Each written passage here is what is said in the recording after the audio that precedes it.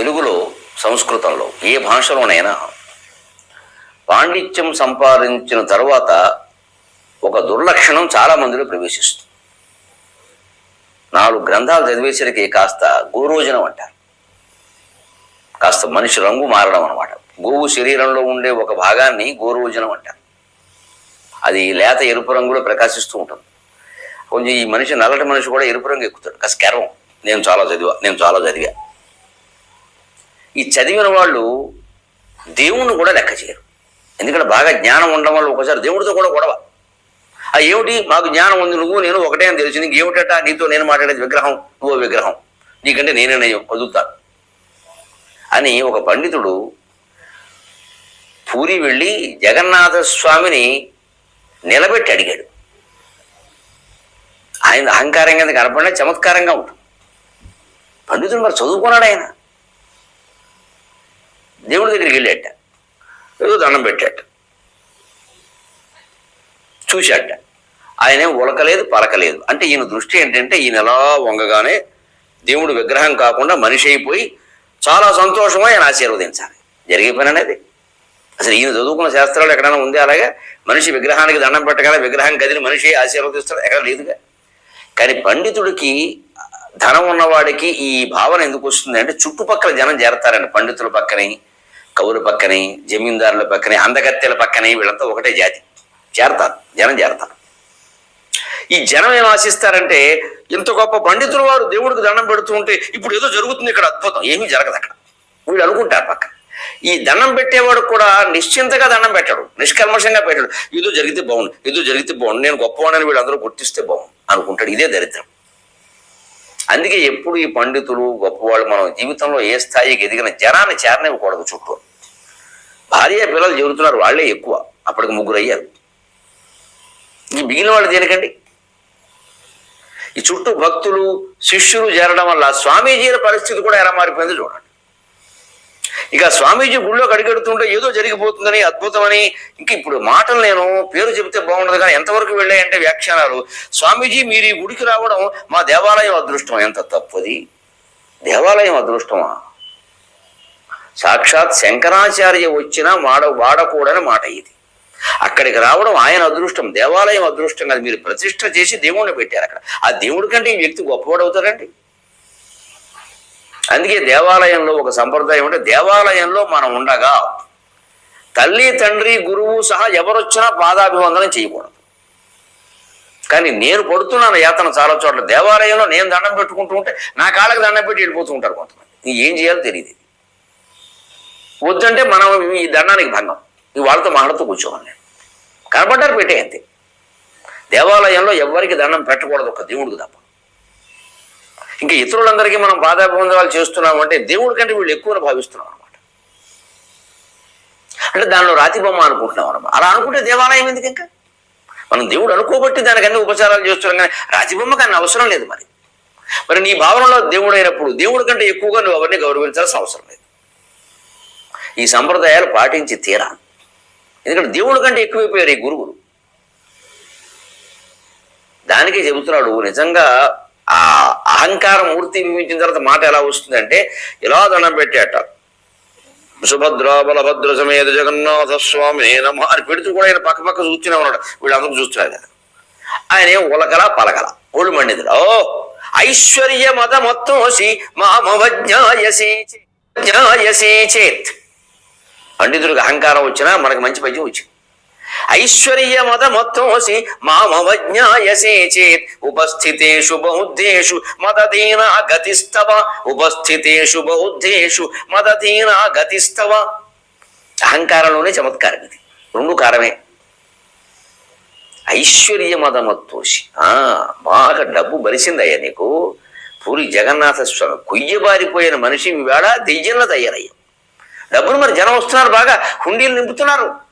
రథయాత్ర వైభవాలు జరుగుతున్నాయి. బంగారపు తొడుగులు ఒంటినంట చెక్కబొమ్మకి. అందుకని డబ్బు బలిసింది కదా, లోకంలో డబ్బు బలిసిన వాళ్ళ గర్వం పెరుగుతుంది కదా, నీకు కూడా పెరిగింది. అందుకే నువ్వు నన్ను గుర్తించట్లేదు. మాం అవజ్ఞాయసే చేత్, నన్ను అవమానిస్తున్నావు. నేను దండం పెడితే స్పందన ఉండదా అంటే దేవుడు కూడా దండం పెట్టాలి. నీ ఉద్దేశం అది. తిరిగి దండం పెట్టదా? దేవుడు నేను దండపెట్టారు, పోనీ ఆశీర్వదించద్దా అంటే ఏమిటి? ఇక్కడ ఏ మహిమ జరగల, అందుకే నేను అవమానం అయిపోయింది. దేవుడు అలాంటి వాడు కాదు. అందుకే నేను డబ్బు బాగా ఎక్కువైపోయి రోజున ఎక్కువై నన్ను అవమానిస్తున్నావు అయ్యాను అని గుర్తుపెట్టుకో. నా అవసరం రాకపోదు నీకు. ఏమిటి దేవుడికి ఇంతో అవసరం? ఉపస్థితేషు బౌద్ధేషు, చుట్టూ ఉన్నవాళ్ళు బౌద్ధులు. ఇది బౌద్ధ మతం బాగా వ్యాపించి వైదిక ధర్మానికి దెబ్బ కొట్టి వైదిక మతానుయాయులందరినీ బౌద్ధ మతంలోకి విస్తృతంగా మతం మార్పులు జరిపేసుకుంటున్న రోజుల్లో పుట్టిన శ్లోకం.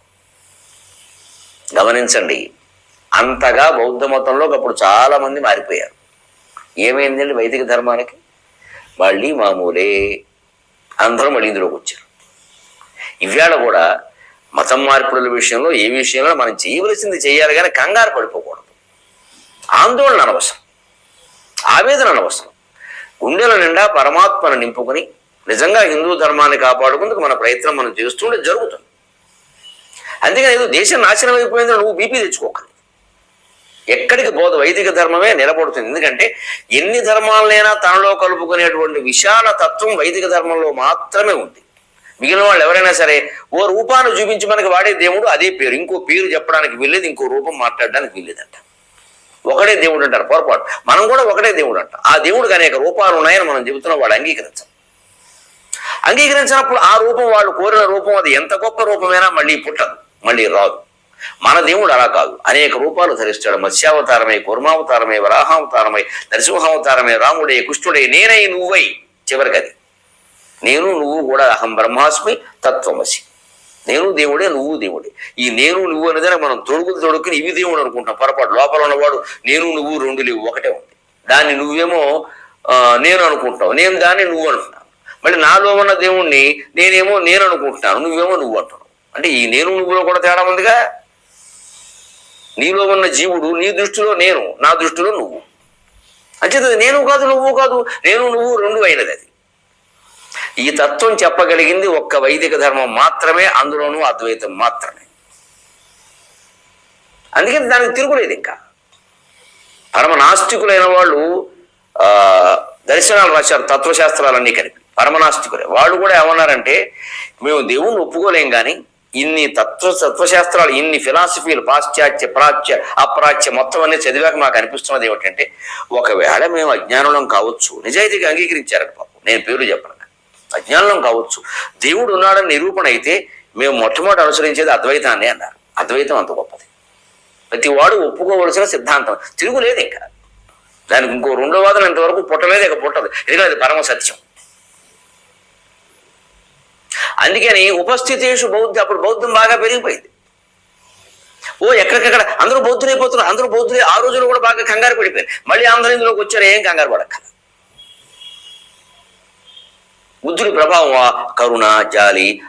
ఎవరైనా చీమకు కూడా అపకారం చేయట్టు, చీమ అలా పెడుతుంటే చీమని చేతిలోకి తీసుకుని బాగున్నావా అని పలకరించి పంపించాడు. చేయండి అలాగే, ఉద్యోగాలు మానేసి. ఈ అహింస సిద్ధాంతాలు ఆచరణలో పనికిరావు. చీమల్ని, దోమలను నువ్వు కాపాడుకుని నీ ప్రాణం పోతుంది ముందు. పిచ్చడికని చూస్తారు జనం. అందుకే ఆ మతాలు ఈ దేశంలో లేవు. మీరు గమనించండి, బౌద్ధ జనాలు వెళ్ళిపోయి ఉండవు.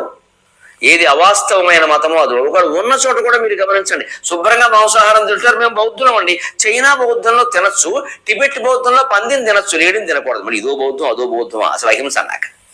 అంటే వీళ్ళు మార్చేసుకున్నారు. మానవ జీవన వ్యవహారంలో వాస్తవంగా అసాధ్యమైన దాన్ని వైదిక ధర్మం చెప్పదు, సాధ్యమైన దాన్నే చెబుతుంది. అందుకే జగత్తు ఎప్పుడూ సాధ్యమైనదే. కాబట్టి ఆ సాధ్యమైన దాంట్లో వైదిక ధర్మమే ఉంటుంది, మిగిలిన ఉండవు. ఈవేనా మధ్యలో కెరటాల్లో వచ్చినా మళ్ళీ పడాల్సిందే. అందుకని బెదిరిస్తున్నాడు ఈ బ్రాహ్మణుడు. ఉపస్థితేషు బౌద్ధేషు, ఇంతమంది బౌద్ధులు ఉన్నారు, నువ్వు లేవు, విగ్రహారాధన లేదు, దేవాలయాలు లేవని వాదిస్తున్నారు వాళ్ళు. వాళ్ళ నుంచి తర్కం, ఆయన తర్కం చదువుకున్నారు అన్నమాట. తర్కం ద్వారా నువ్వు ఉన్నావని ప్రతిష్ట చెయ్యాలి అంటే నేనే దిక్కు అంటే దేవుడికి తర్కం రాదనమాట. ఈయన ఆలోచన అది. ఈయన అహంకారం ఆ స్థాయికి వెళ్ళింది. మదదీన గతిస్తవ, నీ గతి నా చేతుల్లో ఉంది. రేపొద్దున పూరి జగన్నాథ స్వామి సత్యం, ఈ దేవాలయం సత్యం. ఆయన నిలబెట్టాలంటే తర్కశాస్త్రం ద్వారా నిలబెట్టాలి. వాళ్ళ తర్కాన్ని తప్ప ఒప్పుకోరు, మహిమల మాయలు వాళ్ళు నమ్మరు. ఆ తర్కం నా చేతుల్లో ఉంది. ఇది సరదాకి దేవుడి మీద ఆయన విసిరినటువంటి చమత్కారం. ఎంత విచిత్రమైన విషయం అండి.